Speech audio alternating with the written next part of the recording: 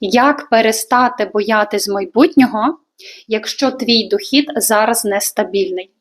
Цей страх, він може бути зараз тихий, але він постійний. І жінки настільки звикли з ним жити, що вважають це нормою.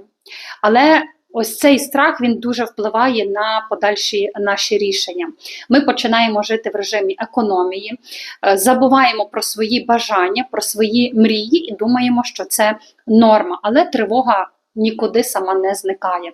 Я обрала створити фінансову подушку завдяки мережевому бізнесу. І дівчата, і жінки, які зараз приходять разом зі мною працювати, вони вже мають перший результат за декілька місяців від початку свого старту. Якщо ти також побачила ситуацію, яку ти хочеш змінити у фінансовому плані, так, почати заробляти більше коштів, пиши мені, розкажу, з чого почати.